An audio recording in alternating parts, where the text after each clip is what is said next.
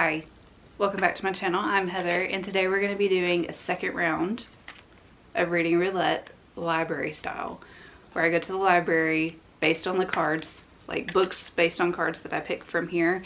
I literally just ended the first one and I loved it so much that I'm going to do it again because I have to go to the library and return the books that I'm staring at the moment, so I figured why not, so we can pick up the next round of reading roulette books from the library. And yeah, we're just gonna go ahead and get started. I don't remember these cards, the order of them, you know, I don't remember any of those. I'm gonna shuffle them in front of you and let's see what we get. First one, pick a book based on a true story. Okay.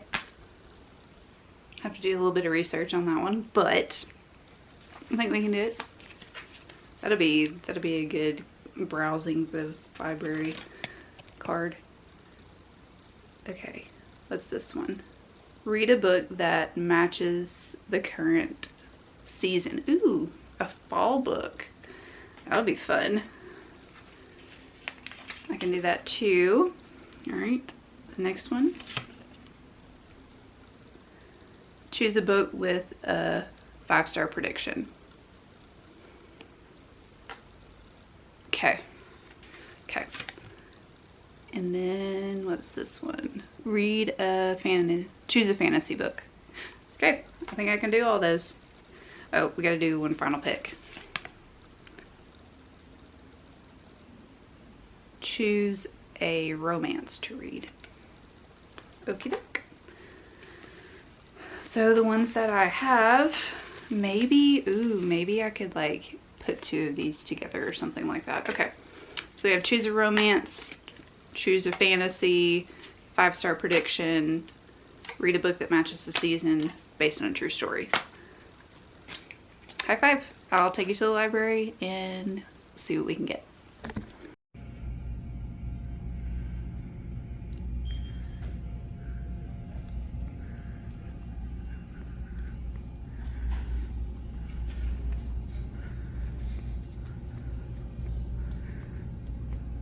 A couple days later, but I did end up getting 5 books at the library and I wanted to go through them with you right quick.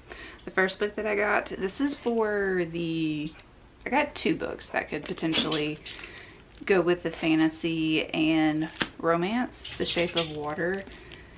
I've heard so things about this. I know that it's been turned into a movie as well, but this woman is like a researcher, I believe, and there is this creature man that they are supposed to be, it's an amphibious man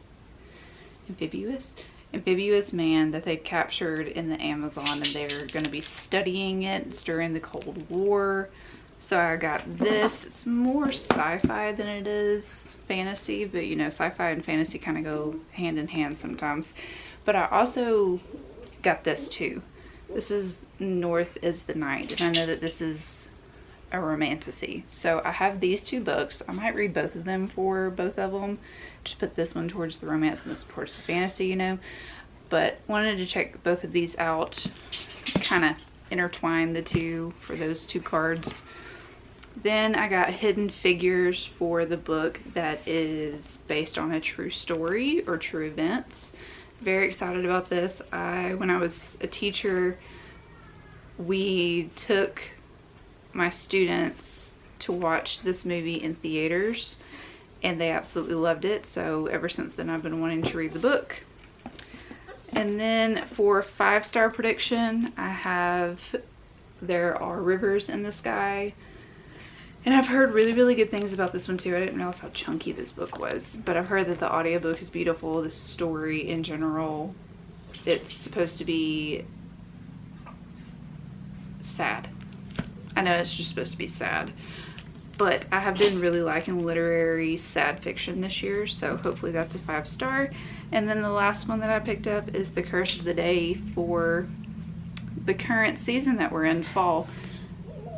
I think it's a mystery, paranormal mystery. Yes. witchy kind of. So I'm excited about this. This just looks really cute, and it's not very long. So those are the books that I got. I think I might start with Hidden Figures first. One, because I have the audiobook on Libby and somebody else is waiting for it. Two, I just want to read this right now. So, yep. I'll let you know how I feel. Ended up finishing Hidden Figures, and overall I thought that it was a really good book. It was very inspiring, getting to see these women in the STEM field that they are in with a bunch of men, and them having to work extra hard as well, not only because they're women but because they're black. It was infuriating to read about that. I am one of those type of people, I've never understood prejudice of any kind, honestly, especially if it's just because the color of your skin that should not define who you are intellectually, spiritually, any part of you. That should not define who you are.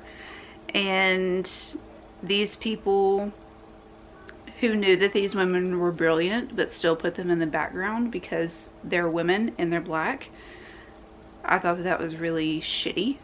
And it's sad that these women had to fight so hard to be recognized for the work that they did. But it was also a very inspiring story because they had to work so hard to get where they did, and they opened up so many opportunities for women, and not just women but women of color in the STEM field, and they were recognized for their brilliant minds, as they should have been from the very beginning. But I thought that the author did a really good job. It was written a little bit dry. I'm not going to say that it wasn't. It was very easy to listen to because I listened to this while I worked, and I listened to it in one day, so it's very easy read. But there are some parts where I had a hard time distinguishing between the characters, because there are so many characters in here, not just the women themselves but other people that were part of what they did for NASA. So I don't know if I would have finished it if I would have just read it with my eyes, because I think it would have been an easy book to put down, if that makes sense. But overall, 4 stars. I thought that it was interesting. Some parts were boring. It's nonfiction. I don't really read a lot of nonfiction anyways, just because of that. But I think if you're looking for a nice historical read about black women who did the damn thing, read this. I really do think that the movie was like perfect though. So yeah, Hidden Figures, it's very good. I'm gonna read Curse the Day. It's in the living room next. That is the book that goes with the season, and the season is fall, and I want to read a little mystery witchy thing that's lighthearted, because I've been reading some very dark and depressing books lately, and I just need a little pick-me-up, you know. So we're gonna read that. Wanted to fill you in and let you know that I am over halfway through this. It's cute, but the main character is supposed to be like 25 years old, and the way that it's written, she seems a lot younger than she is. But essentially, this woman named Emma gets sucked into this world that she's not supposed to be sucked into. It's a magical world that's closed off from the rest of the world, and she gets lost one day and she drives into this magical world, and she sees this dude that she thinks is going to like jump off a cliff, and so she like runs and saves him. Then she gets sucked into the world, and she takes it with stride. There is moments of where she's kind of freaking out, but after she realizes that she's not going to be able to leave and go back to her, you know, normal life, she's like, okay. And then she realizes that she's a witch, so she's going through like witch training. She's also a lawyer, so she gets to take on this new case and everything, and it's just taking you around the town, and you're getting to learn all the creatures and getting to see her make friends and everything. So it's very cozy, in that way, but like I said, the main character is written younger than 25. And yeah, it's a very easy read, very easy to get through. The audiobook is good for the most part, and I don't really have anything negative to say about it besides, you know, the main character thing. But it's just one of those cozy, cute reads that I needed, and it is straight up fall. I'm loving the fall aspect, the small town feel of the magical world that she is in, and getting to meet all of the people in the town.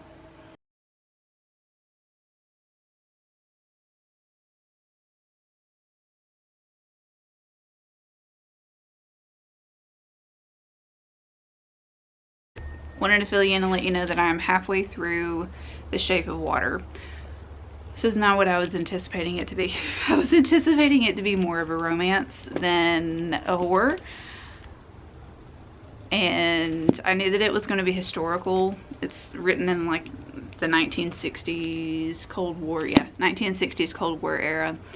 And the men in this book, I just want to punch every single one of them in the throat. There's like two that I don't dislike, but Strickland or whatever the hell his name is, I do not like that man whatsoever. He is disgusting, and I don't like reading about him at all. I do like Elise. Elise is a cleaner for this particular company research center, and her teammate Zelda, I like their relationship a lot. But Elise is mute.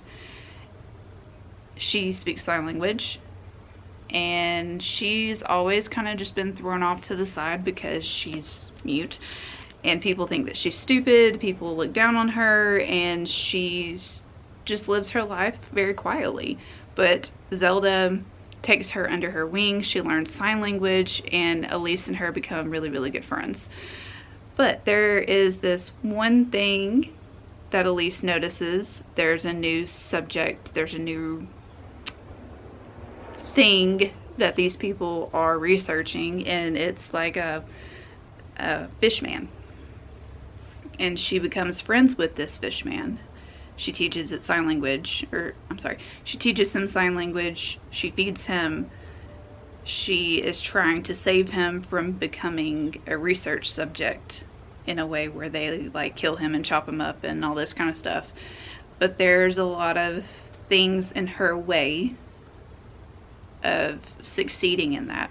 Strickland, whatever his name is, being one of them, because he's a brutal man, and he's also, like I said, disgusting. He is very misogynistic, and he's just blah, blah, blah, blah, you know.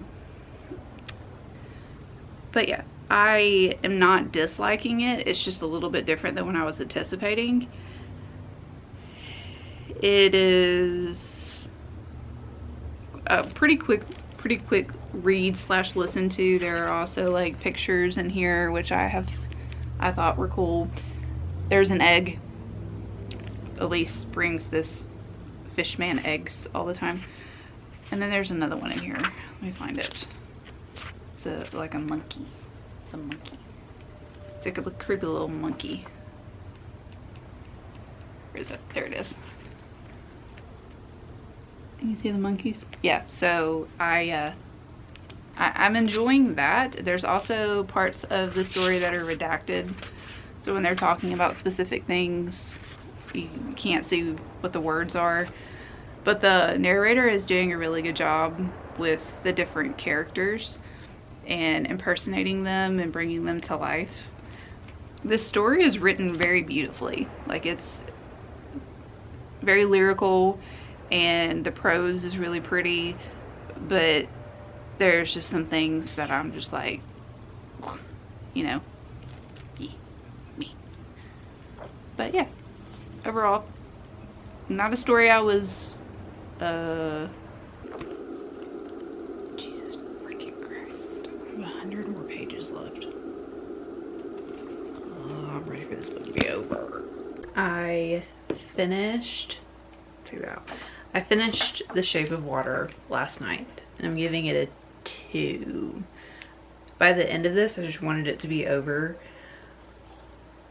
It wasn't even about like the fish sex, okay? That was fine. Y'all know I read some weird stuff all the time, but I wanted this book to be about Elise and,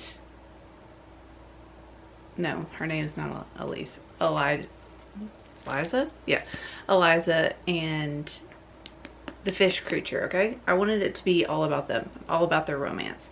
I understand that there was like research stuff that they had to do on this amphibian man and all that, but getting all the other characters' perspectives in here too just really did the story an injustice, in my opinion. I think that it was just about these two. I want a story about these two and just their romance, and that's it. I don't want to learn about Strickland because he is a horrible human. I don't want to know about his wife because I don't know why we got her perspective, honestly. It was never really like full circle back to her. I don't get it. I don't understand why we got, I do understand why we got the doctor's perspective in here. He was actually pretty interesting. He was a good dude. But most of the men in this book were just horrible.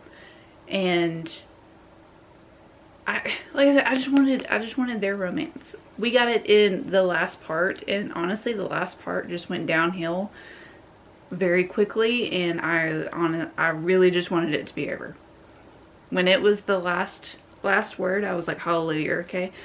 But it's a 2-star, and I hate that because I wanted to love this book so much. Like I really did. But I didn't, so 2 stars. I don't know, I might watch the movie because everybody says the movie is like phenomenal and stuff like that, but honestly, I don't even know if I'm gonna do it. But I'm gonna say that one's fantasy. This is romantasy, but we're gonna say that it's the romance. And then this one is the one that I think is gonna be 5 stars. I don't know which one I'm gonna start with next. I have the audiobooks for both. So when I figure that out, I'll let you know too. I just dropped. Cool. I'm already sitting here because I was just updating another video, but I'm almost halfway through this, and I just wanted to talk to you about it while I'm sitting here in front of the camera. This is based on Finnish folklore, and I'm really liking that aspect of it. So, okay. So, our main character, Siri, I think that's how you say her name. I don't know if I'm pronouncing it correctly. Anyways, her best friend gets taken by this mysterious woman, and then when they find out who she is, she's like, I'm gonna go save my best friend. So we're getting that perspective of where she is on this, she's on a mission to get her best friend back. And there's also some undertones in here of she might love her best friend more than just a friend. So then we also get the perspective from Ina, who is her best friend, and where she is, and she's in this underworld place, literally with the god of death, or the goddess of death, and she's having to survive. It's like a game to this goddess of kidnapping people, and you get to see what these people are enduring before they end up dying. So she's pretty much toying with them before they get killed. So she's trying she's trying to survive, okay? She's just trying to figure out what the hell's going on. And then Siri, she's trying to get to her best friend. She's trying to get to the place where her best friend is. So there's a lot of love there between the two. They think about each other a lot. They talk about each other all the time. So I hope that they are able to tell each other how they really feel when or if, you know, they get back together. But it's very interesting because I've never read Finnish folklore before, or like Finnish mythology before, and it's cool getting to learn about it. I'm really enjoying it, and I really love that there is like a glossary, or there's, what is this called? Before I oh, it doesn't say. Anyways, there's like a list there for you. And there's also elements of Finnish paganism in here, so we do have some witchery in here, and I am really enjoying. I love learning about other cultures, mythologies, and folklores, and just I love learning about different cultures in general, and this is on up there. The only thing that I don't really like about this story is the writing. Emily Rath and me, I previously just read Poking Around by her, and I had the same issue with her writing. It's just like short, concise sentences, and then you have like super long paragraphs. There's, I don't know, it's just something about her writing that it doesn't really click with me all that well, and it kind of annoys me a little bit. But otherwise, it's a decent story, and it's not annoying me enough to want to stop reading it. But I'm glad that I'm finally getting to it, because I had this book checked out from the library a couple months ago and I didn't have time to read it. So now I'm getting to, and yeah, it's very interesting. Very interesting. I'm on part 3 at the moment. This is a very hefty book too. That's one thing. Emily Rath, she writes some big old books. So I ended up finishing North is the Night by Emily Rath, and I'm gonna give it a 4-star. I thought that it was a really beautiful story, told in a way that you could tell that the author really knows about Finnish folklore, Finnish mythology. It was all woven in here really beautifully, and this story is a really beautiful, it's considered a romance, but I wouldn't say it's like a romantic love, if that makes sense, because we have Siri and we have Ina, and they've known each other since they were very little. They've been best friends. They do have a really deep love for each other, where they will do anything for each other, while they will sacrifice themselves for each other. They're going to stop at nothing to get each other back, and I can see where people would label that as like a sapphic romance, but there was really nothing romantic in between them. This is just a story about love, and about family, about found family, about having to survive in some of the worst ways ever, but doing that because you know people are relying on you, and you know that there's a possibility that somebody is going to come after you, and really just becoming your own person. And this story was about Siri and Ina really finding themselves as people without each other, because they've always been, they've always been considered one, but when they split up, Ina really comes into her own, and she really finds her purpose in life, and so does Siri. So I really enjoyed their time apart from each other, because you do get to see so much character development, but I really enjoyed getting those scenes when they are together too. I just wish that, because this book is chunky and it does take a while to get them back together, obviously, but I wish we would have gotten a little bit more time with them, either in the beginning or at the end, because I felt the love through the pages, but there just wasn't enough. And I know that there's gonna be like a second book, because this is duology, but I do feel like that was missing a little bit in here. But other than that, it was a really beautiful story.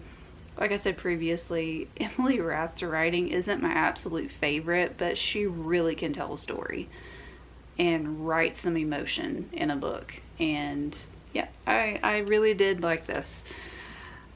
I am now reading There Are Rivers in the Sky, And this is an easy story to listen to because I am listening to it as I read.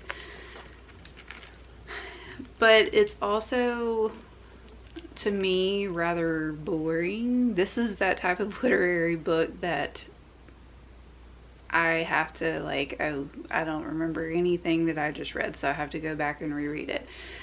But when I'm actually actively listening to it, it is, this author writes so beautifully. Like, this author can write, but this author is also writing a lot, if that makes sense. And trying to tell this story about how water is connected, and we are all connected to water, and like the water in the rain can turn into like a snowflake, and everything just revolves. Like, you know, it's a revolving door.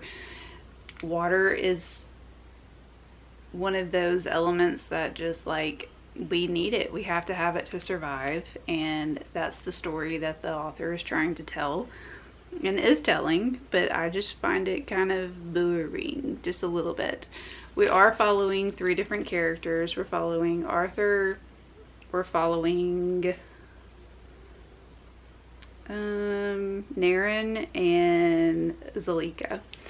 And I am really liking Naren and Zalika's parts. We are getting to see a lot of culture in their parts, but Arthur is considered a genius, and he's getting these opportunities to work with these people who are, you know, historians, I would assume you would call them. And he's getting opportunities to work with authors, and he's getting all these opportunities, which is fabulous.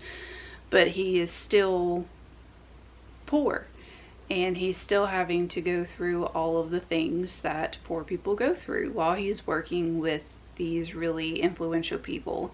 And then we also like Naren and Zalika.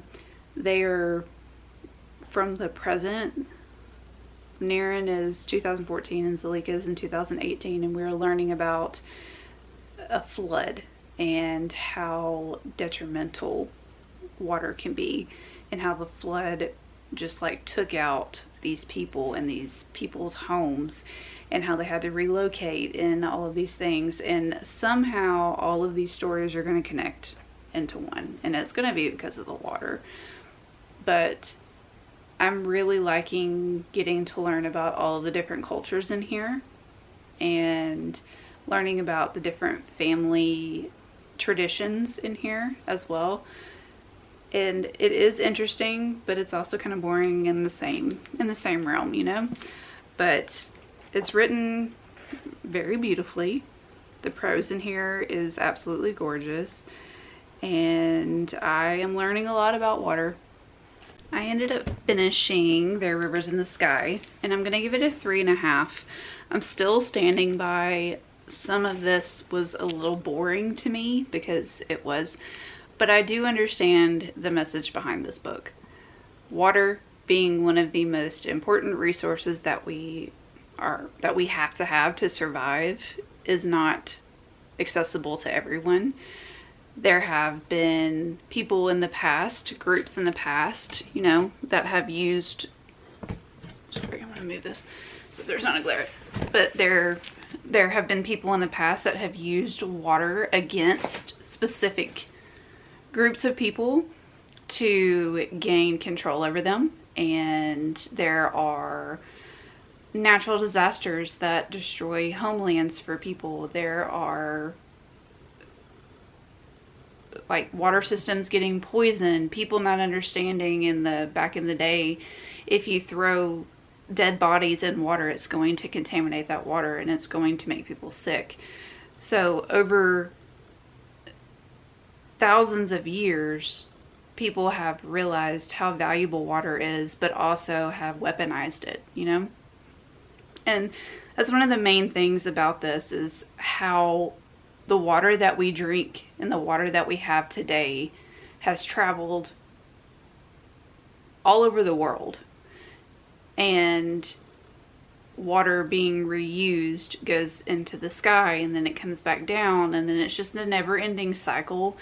And this book also talked about the themes of how tragedy is a never-ending cycle in our world. No matter who you are, no matter what status you are, tragedy can always happen. No one is above any kind of tragedy. And I thought that the author did a really good job with weaving in historical events with fiction and just telling these people's stories, telling their life stories. I thought that author's chapters were pretty intriguing. I liked the historical aspect of his chapters, about how he was devoted to find all of the pieces of the Epic of Gilgamesh, which is an epic poem if you didn't know. But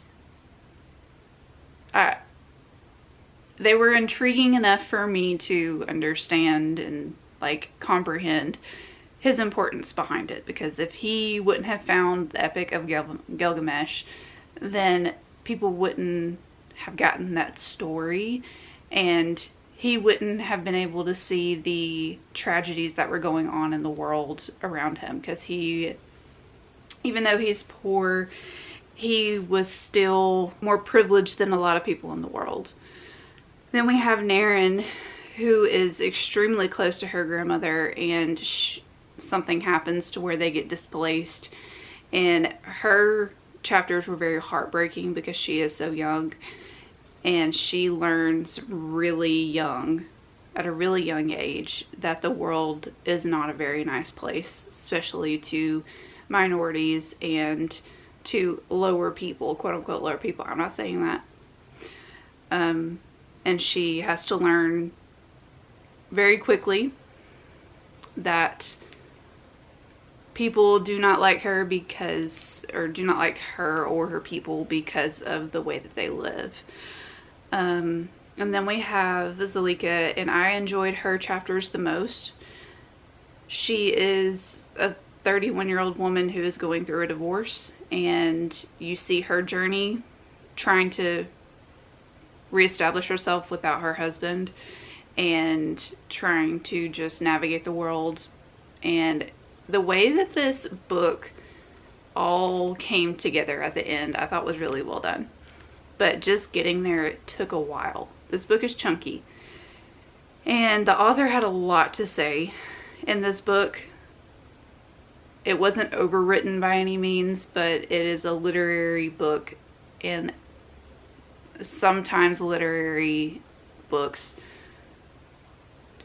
just don't keep me captivated and don't keep me like engaged enough, and that's one of the issues that I had with this book. So, not that it's bad by any means. I thought that it was very well done, written very beautifully. This author is very talented, just not my particular favorite kind of literary story. So, I will say that this, even though I didn't give a 5-star like to any of these books, I had a really good time reading all of the books that I read for this video. I know that this video might not have been like the woo video, but none of my videos really are. It's just like really chill. But I am excited to continue on with this series. I really love just picking a card and like a book with it. I think I'm going to do my shelves the next time because I want to get through the entire box of the Reader Roulette cards. I think I'm going to do my bookshelves. One of my goals for next year is to not buy a lot of books and get books from my library, also read from my own collection rather than going out and buying new ones, because I really need to get this together, okay? I need to get it together. But anyways, I hope you enjoyed this video. Let me know in the comments down below what you thought of this video. Hope you have a great day, and I will see you on the next one. Bye.